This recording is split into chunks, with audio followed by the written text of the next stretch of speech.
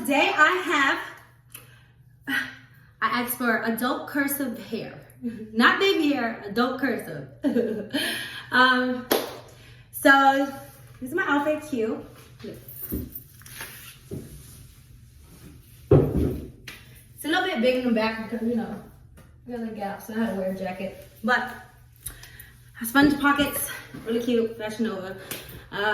You know what? Fashion Nova really has really good quality clothing for the cheap price. So if you want to get cute and dolled up for a cheap price, I mean, why not? I really only wear my outfit once anyways.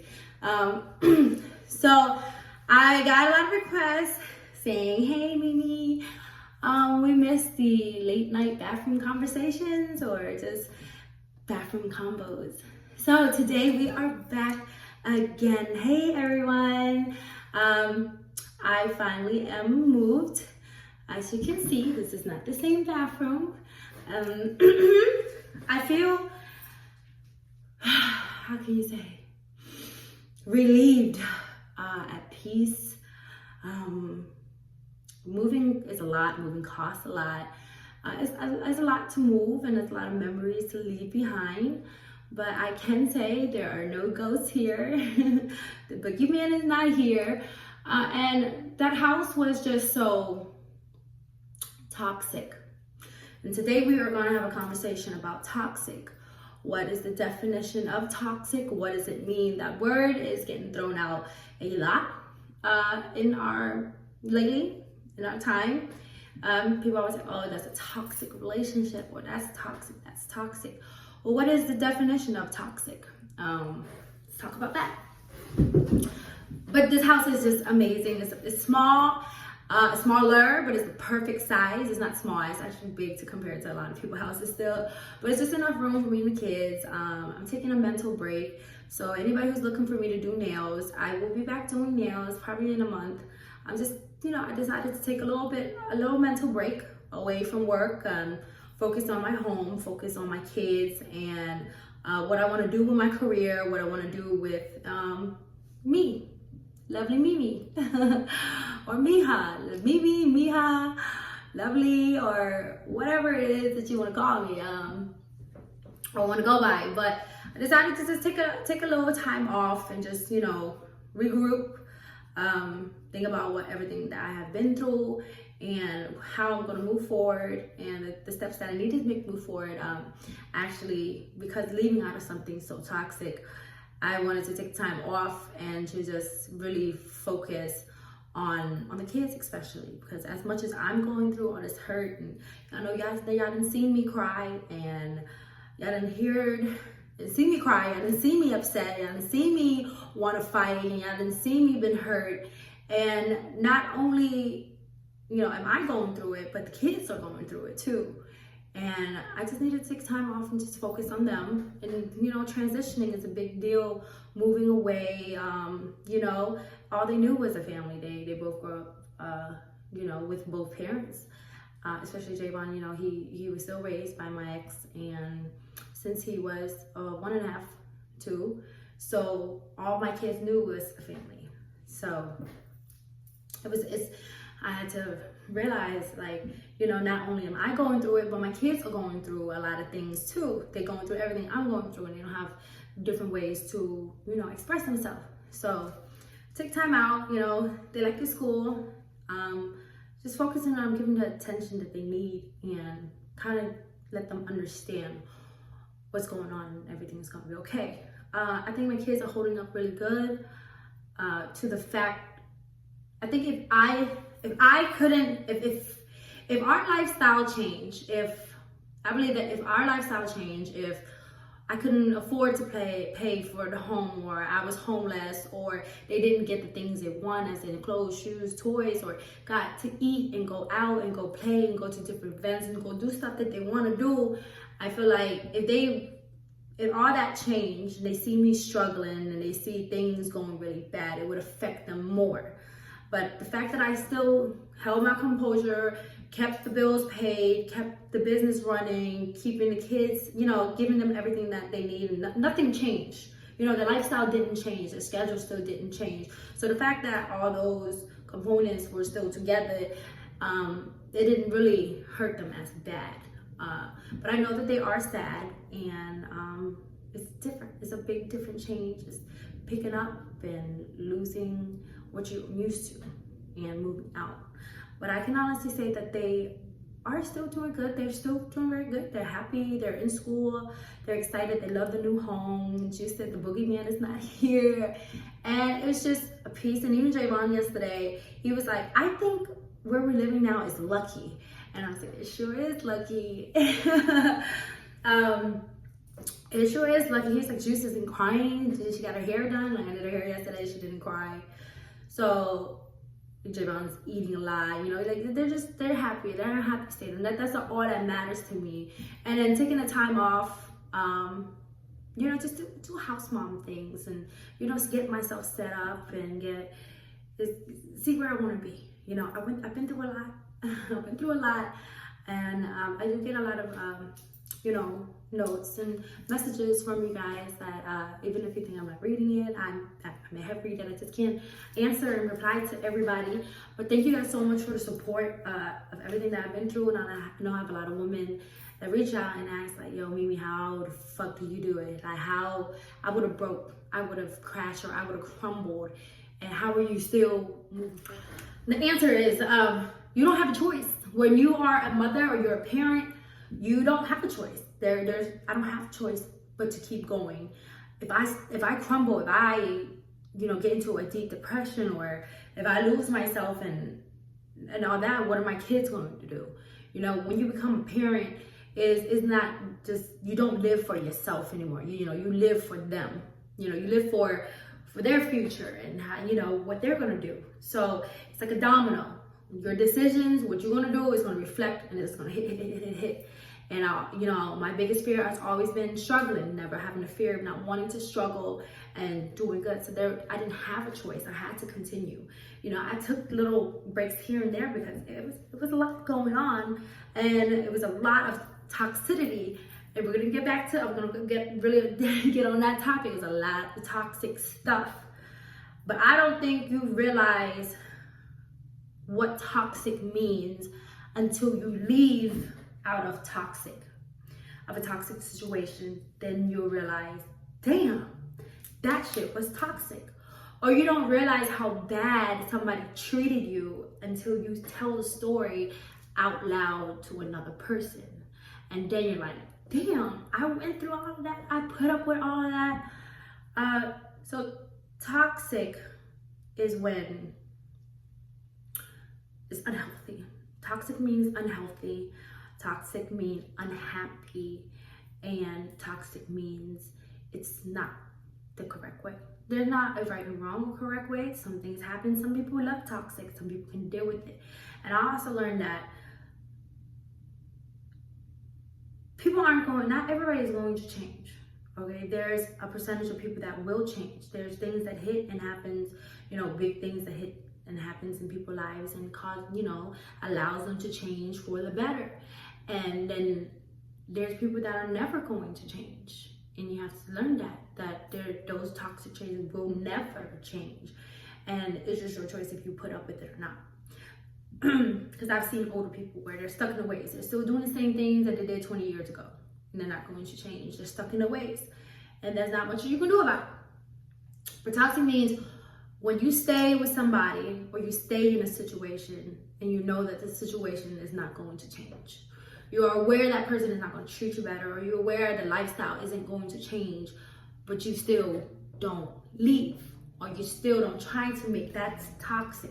That is you allowing it, you know, and being okay with it. So for a long time, I was living in a toxic. Now I was a toxic person myself. Okay, wasn't happy, but still didn't leave. And I'm a very aggressive person, and my mouth, like, I would say things to really hurt your feelings. Like, I'm a Taurus. You're not gonna win an argument with me.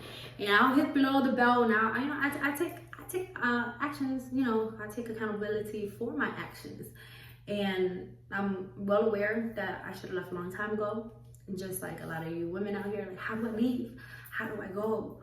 Well, as women, you have to learn how to stand on your own 2 feet. Never depend on a man to do any thing for you. Those are plus, those are bonuses. When a man comes to your life and starts doing things, like those are bonus. But you always have to remember that you can only take care of yourself at the end of the day. So financially, you have to be able to take care of yourself. Mentally, you have to take care of yourself, because when the toxic stuff starts unraveling and life changing and all those stuff, you have to be able to still stand on your 2 feet. If y'all don't know about me, I'm a hard worker. I always had money since I was little. Not because I don't come from a rich family. I come from a third world country. We refugeed here in America. You guys can go back to old videos where I tell stories. And, you know, I came from a third world country family. Like, we refugee concentration camp, and then we came to America. My family had nothing. But I worked hard as a teenager. I dropped out of school, like 11th, 12th grade, started doing nails. But instead of just simply doing nails, I hustled, I learned a new trend. What's next? How to perfect my craft. So that's the thing. You don't want to be at a standstill. Every day when you wake up, you should want to know, what can I do to better my craft? What's the next thing? What's the next step to better? What's the next step? You know, every day you want to grow. Whether you're trying something new, saving your money, stacking yourself up. Never depend on anybody. Like, even like say kids who depends on their parents, who they're like, you know, spoon fed. Okay, something happens to your parents, something goes wrong, they don't live your will, they don't leave you this. How do you survive without somebody else? So it's very important, in order to survive in life, is you must be able to stand on your own 2 feet. So when situations in life happen, you good. You know what I'm saying? Save. You get 2 jobs, get 3 jobs. Before I moved to Atlanta, I worked from 10 a.m. to 1 a.m. So that's like 12, 13, 14, 15, almost 15, 16 hours every single day. I work 15, I never say no to a client. I say, come on, I can do it. I stay late hours. I stack. I worked until my fingers bled. I got corns on my fingers. Like, I just did everything. I hustled. And I'm never known to be lazy. I'm not gonna do that, I'm gonna do this. You know, I'm gonna go find something to do.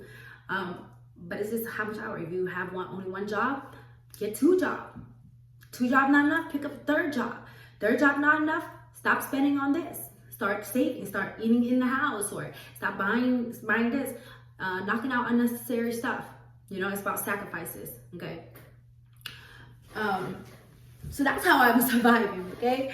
So it's not easy, and I'm not gonna say it's easy, because it's not.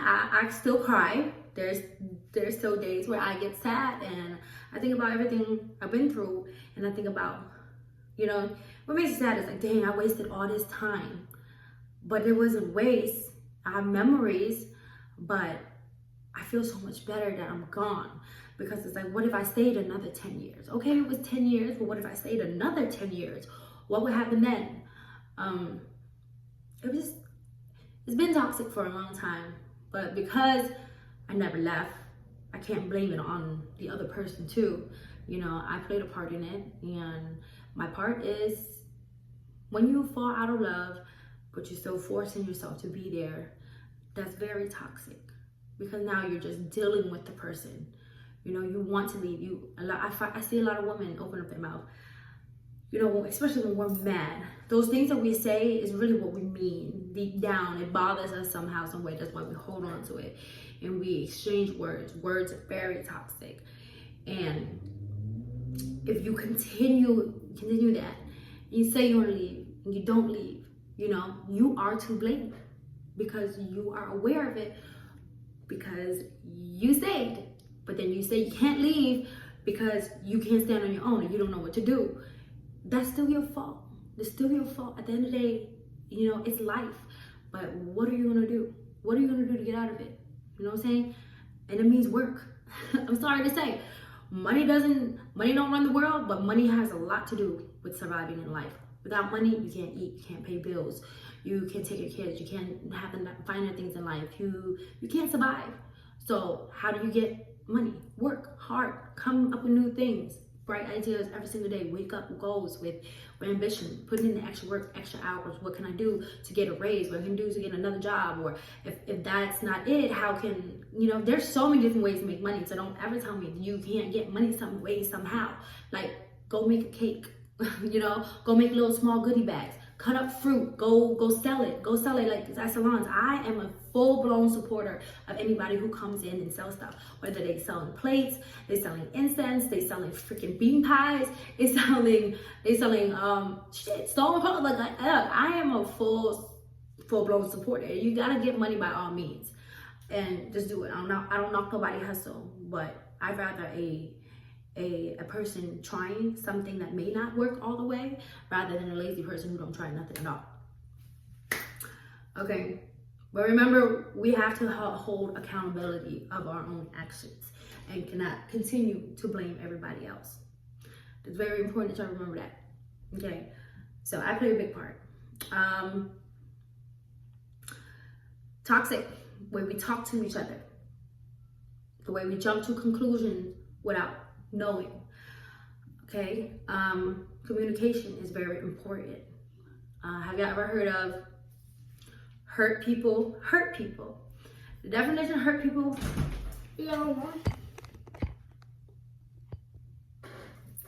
My bad. Communication is important. How we talk to each other, how we treat each other, from good mornings to good night to affection, respect. There we go. Respect, loyalty, those are the things. A lot of time relationships don't work because people like to waste people's time and people don't know how to be real. And have you ever met a person who like, oh, I'm the realest, tends to be the fakest person?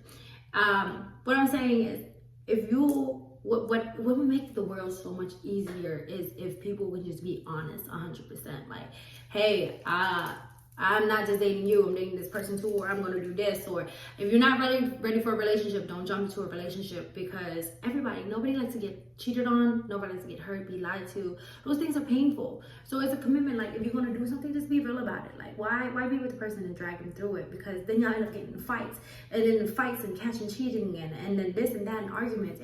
It's draining. It sucks the soul out of you. And that becomes toxic. That's what toxic is when it's like sucking you and you start losing who you are and you hate the world and you find yourself miserable, but you're still in it. You don't leave. That's what toxic is when you don't leave, when you know it's wrong, you're unhappy, but there are happy moments. But you keep staying in it for those simple, small happiness moments because you think there's nothing out there. And for the longest, I just thought it was not out there. And I never knew how toxic it was until I left it, until I met, previously my new boo. And I didn't know I was dealing with a little boy until I actually met a man, somebody who talks, is concerned about my mental health and talks to me and have conversations with me. BC. There's a video I talk about my new boo that y'all can go watch. We call him BC. So BC, he really thinks that I need therapy and stuff like that. And I went a couple of times. I think therapy, I'm not against it, but I'm just like, okay, well, I need health insurance too, I'm not trying to pay all this stuff. But I spent money on other stuff anyway, so he's just like, well, you spend money on other stuff. But what I love the most about him is he does not raise his voice at me, nor does he curse at me or call me out of my name, refuses to argue. And we're not allowed to curse around the kids. So we have this thing where if I cuss around, because I be cussing. So if I cuss, he catches me. If I cuss around kids, I have to put $1 in the jar because I'm not allowed to cuss. He don't cuss around children.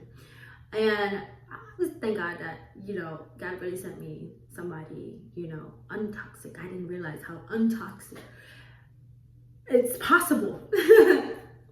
Until this, like, I just thought, like the way me and my exes talk to each other, like, shut the fuck up, like, you stupid bitch, you fat, or you know what I'm saying? Like, we used to say ignorant stuff. Whether it was joking or not joking, it was it was toxic. Like, that's not okay. Like, those situations, like, we used to fight and be, you know, abusive, physically abusive with each other, and throw things and say hurtful things, like hit bottom, talk about each other's family, like say some fuck up things to each other, and it's never okay.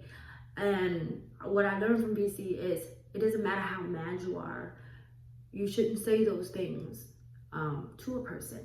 You know, there's ways to talk around it, sit down, have conversations. And I never knew that was possible. I'm so used to fighting with somebody. I'm so used to, you know, fighting and then just making up, or might sometimes don't even talk it out, just end up, okay, well, what you want for dinner? Like, oh, it's just another day. We're gonna fight and then we're gonna move on, watch a movie, and go back to living our regular life, our regular toxic life. That's what toxic is. When you know it's wrong, but you continue to stay in it. But there is, untoxic shit is possible, you guys. You have to just get a mental understanding with each other, with people around you, lay down the rules, what you allow, what you don't allow, what you think is toxic. And because the toxic things are the things that you don't allow, the things that don't make you happy, the things that are draining. Nobody wants to deal with fighting all the time. And I didn't know it exists, but it exists, you guys. And it's a really good feeling. Like one-on-one conversation, like we're having. Like, these are conversations that you should have with your significant other. You know, like, just lay down and talk to each other and just really lay everything on the table, but don't lay things down and then walk away and don't follow through. You know, those lies, you know, those bullshit. I mean, nothing's gonna happen overnight. It takes time. Nobody's perfect, because I haven't been perfect this whole time in my new relationship, but I'm growing and I'm learning. But it feels a lot better, you know. But ladies, just remember to take care of yourself and remember to rely on nobody. And, you know, I meet a lot of people who don't have kids, and I feel like sometimes it's harder for people who don't have kids to get their shit together, because I guess they don't have, you know, they can just freelance. And because I have kids, but on my point of view, I'm more like, well, shit, I wish if I didn't have my kids, I would be further, or I would have more money, extra money. But my grind can't stop because of my kids, you know. But even the toxic, like, that house was so toxic. Like, that house was haunted. Like, the testimony, I still need to sit down and talk to you guys. But I don't know. It took a lot. I've told a lot of people personally about the testimony, and I've done a lot of things for people that's, you know, helping people, you know, physically in person. I just have to share with the world, because I don't know how the world would take it. But that house, like, towards the end, like, I had to get out of there. Like, I couldn't sell the house. I had the house on the market for months now. It was going through everything, and I couldn't leave the house. The house was trapping me, holding me. I would come in, like, if I go out of town, I come back, I would come in, I start throwing up, I get sick, I get a headache. Like, it was just so heavy in there. And the day that I left and moved and got everything over here, 3 people put an offer in for that house. Like, thank you, Lord. Like, thank you so much. And I just felt so free when I left, you know. And everybody's like, well, don't let what you went through chase you away. I'm like, no, my job here is done, you know. I came to Atlanta, I bought a house, I bought 2 businesses, I helped a lot of people, I met a lot of people, but my job in Atlanta is done, it's complete. Like, my energy was drained. I came with a family, lost a family, but now I'm gaining things, maybe a new family that, and time for my children, that, and an eye-opening for myself that I never even thought was even possible for myself. And I feel relieved, like it's 1,000 pounds off of my shoulders, off of my head. And y'all have to believe in energy, spirits and energy and all that stuff. It's heavy. It may be invisible, you can't see it, but I'm telling you, you can feel it. You can feel it, you can feel it in your soul, you can feel it when you wake up.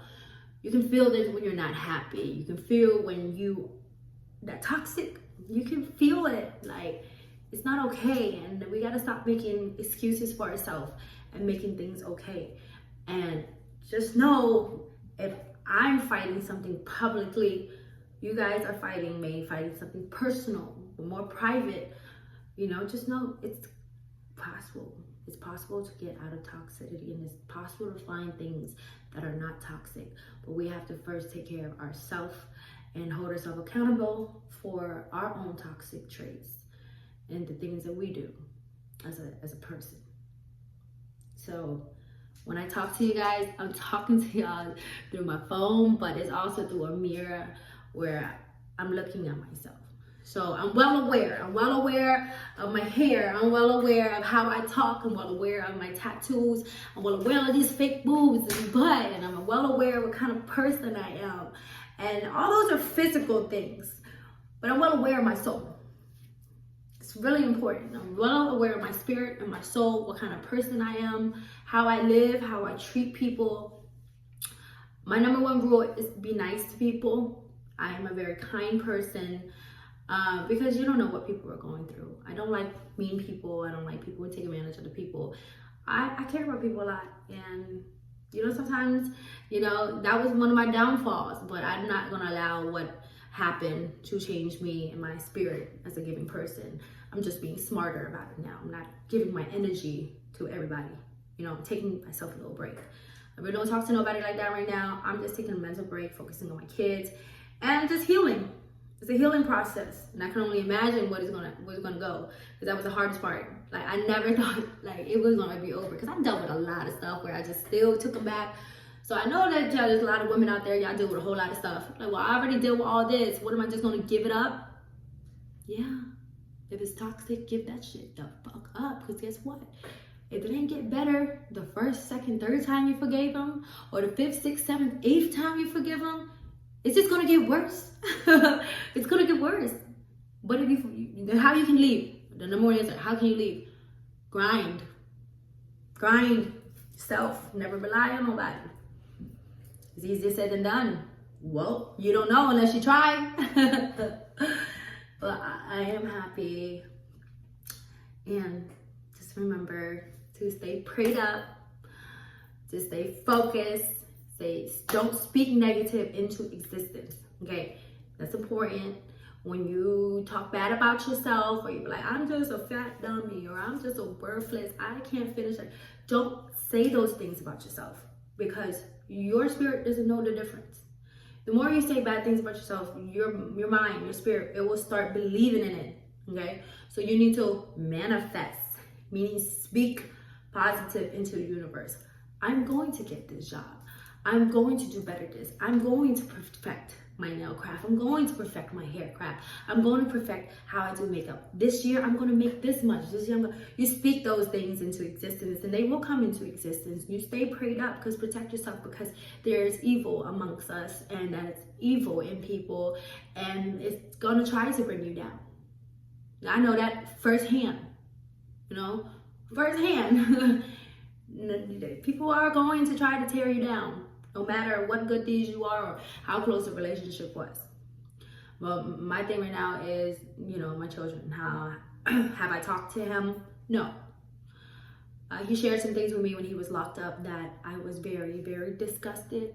And then it all made sense to why everything got so dark and creepy and scary. I never kept them away. They were at her house, and he chose not to come get them for months. Still on the phone, but every time he called, it was like nothing positive. It's just to be nosy, like who's in the house, what's going on, who's this and who's that. And I've been going off a lot of signs. I've been going off a lot of signs to how I got out of the relationship, how I made it through, and how I found new love. Like, everything has been signs for me. I believe in signs. And I think he got out one day, out of jail. And this is the first time he ever said anything else besides the email that wrote me in jail. That was really a turn off. And it was no apology. But I've learned to accept that I'm not going to receive an apology. And he still has not admit. It's been 7 months now. He has still not admit to anything he did wrong. He don't see that he did anything wrong at all. At all. Like, he blames everybody else. He blames Atlanta. He blames everybody else for his actions. I'm like, what? Nobody put a gun to your head. Nobody forced you to do the things that you did afterwards. You know, loyalty runs afterwards. It really, after everything went down, it didn't have to go down like that.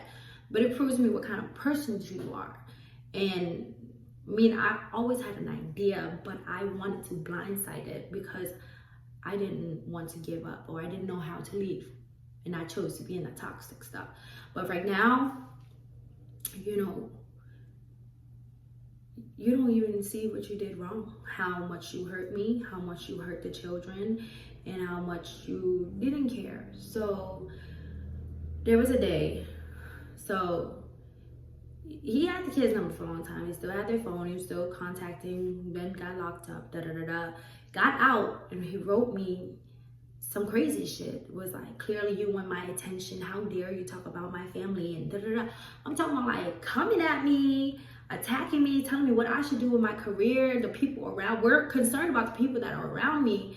And I'm just like, that's all you have to say to me after everything you put me through? That's what you have to say, that I started this? Like, clearly, remember, he made the video, exposed our whole family, and did all those hurtful things. Like, did I go talk to somebody else that was in his circle? Like, did I do any of that stuff? Did I call, you know, the police and give him my whole name? Like, it was just so much. Did I steal from you? Did I take this?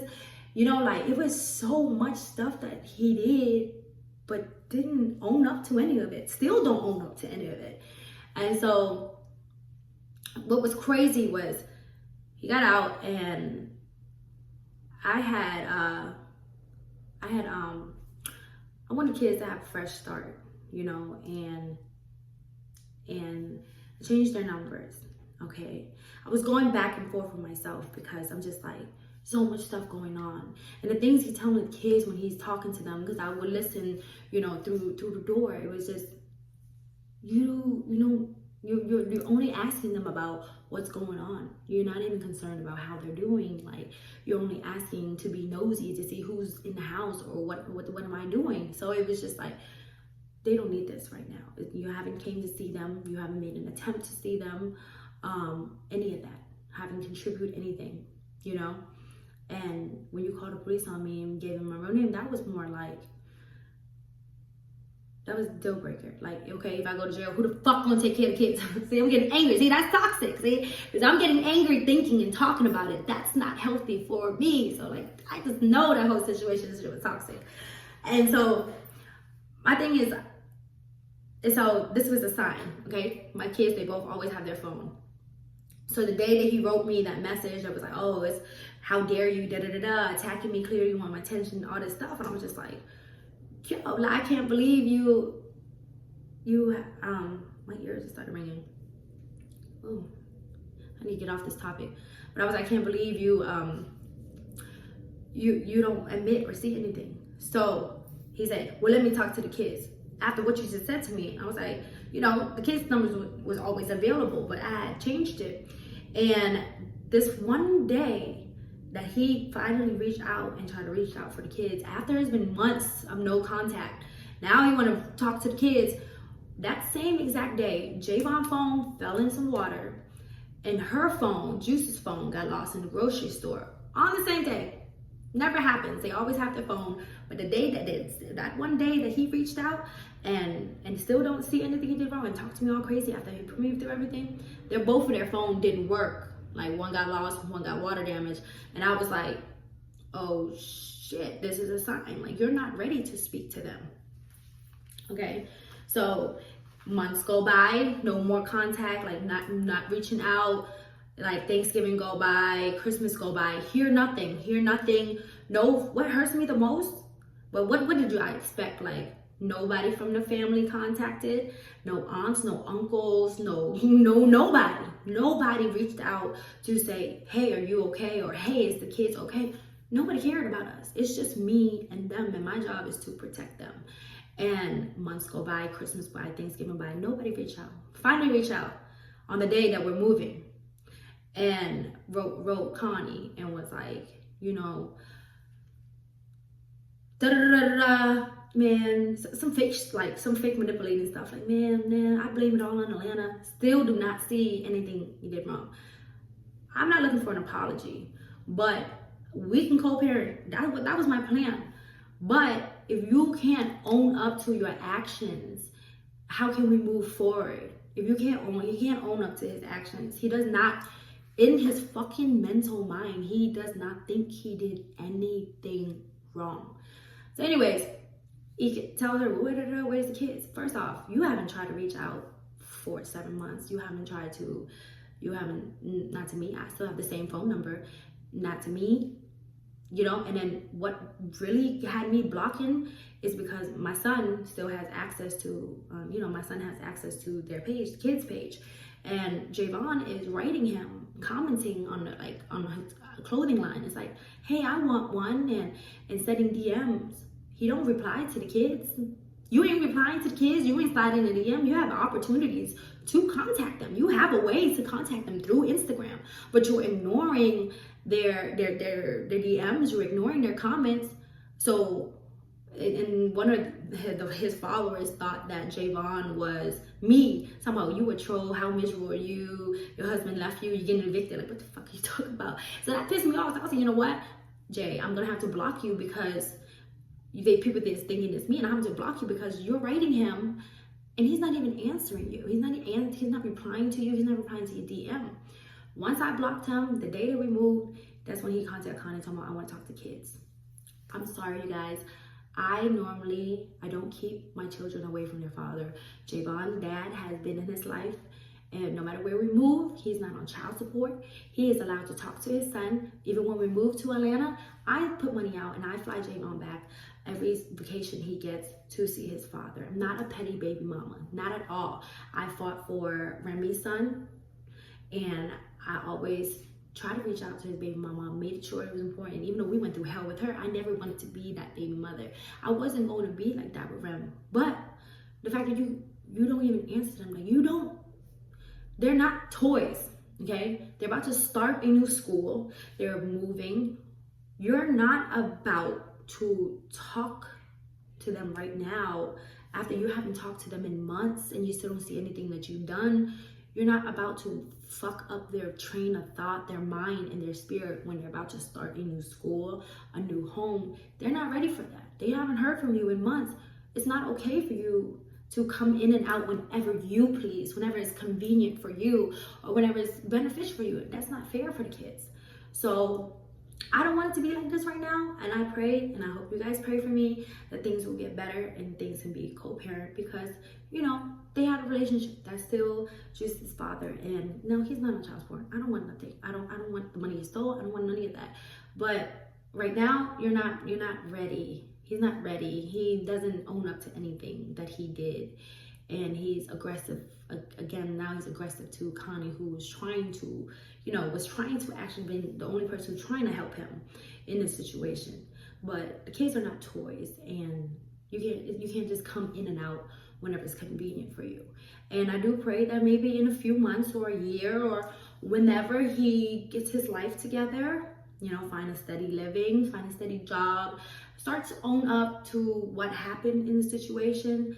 If I don't get an apology, that's fine. At least give me some type of respect as a woman and as a mother, as still holding it down for the 2 children by myself, not asking you for any help. All I ask is you figure yourself out, and when you come back into the children's life, be there and be ready and be at a clear mindset.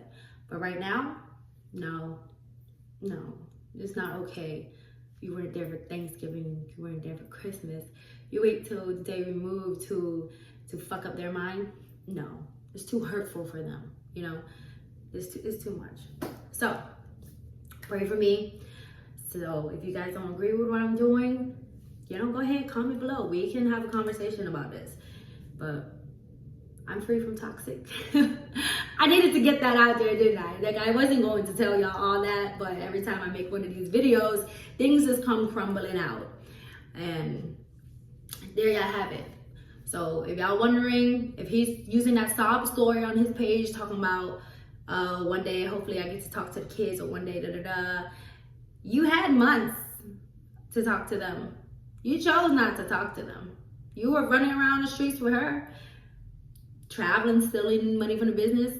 You didn't want to see them done. Before everything was exposed on the internet, he was still able to come pick them up on the weekend. I don't care. It was that Juice birthday party. Took them over her house. I didn't care as long as you were still in their lives. But then you chose not to talk to them for months. They reach out to you on Instagram, and that shit was embarrassing. No. You're not about to do that. They're not toys. So, but I'm not saying that, oh, this is going to be like this forever. I'm praying and hoping for the better too. You know, I'm not really a petty person. But I feel like as a mother, this is my best decision that I need to make for them. And it's all going to change one day. It will. But then I think about it. He was a great father, you know, when he was here in their lives. But there's different type of people in the world. But then now that I think about it, I mean, he has an older son who is like 12. And I was around when he was like 3, you know. And he never tried to get him. He never fought for him. I was the one making the phone calls. I was the one, like, you need to get him. What, you need to take her to court. You need to do this. You need to do that. If it was up to him, we would never see the other son. I was the one getting him. I was the one going out of my way to get him and fighting the baby mother to get him and trying to drill in her head. So it's just like, really, Mimi? What did you expect? He wasn't there for him. What makes you think he's going to be here for these ones? But I hope that's not the case. And I hope for the better. But just not right now. Not when you can't own up to what you did and you think things are sweet. And their feelings are very important. And, you know, their schooling is important right now. So, they're not toys. When you're ready, then of course. But yeah, you guys, I took this toxic conversation to a whole nother level. So, you know, you guys are my therapy, so we should call this late night therapy or bathroom confession therapy. But I'm happy. Don't forget, I have a merchandise coming really, really soon, like any day this week. I'm just waiting for them to finish up the website. Really support me. Put out $40. All in $40 for this merchandise. I worked hard on thinking about this merchandise and creating it, and something that fits me and that makes me happy and makes you guys happy. Like, you guys are, you know, I don't get to read all the comments all the time, but you know, we have a relationship. I feel like y'all know me, and then sometimes I may not know you, but I appreciate the love. I appreciate support, and it's all women. Y'all know it's like 90% of women followers. Like, I don't have any men followers, and I appreciate women. I appreciate y'all, and we're not perfect. We are crazy creatures, and life is not easy. Life is fucking weird. Life is hell. Life takes you up and down. But remember, you take care of yourself. If you are taken care of, then you can take care of everything else around you. And stay prayed up. Stay prayed up, because there's a lot of evil in this world. So I love you guys. Thank you for the support. Thank you for listening today about toxicity, what we can do better for ourselves. Remember to wake up, make goals, do things, and find your peace. Leave toxic. But you have to understand what toxic is in order to leave it. And continue to follow me, subscribe, share me to your friends, and show me the journey of my life. As much as I don't want to talk about things, I mean, hey, this is what I signed up for. This is what YouTube is, right? We're personal. I love you guys. Mwah. Good night. Sweet dreams.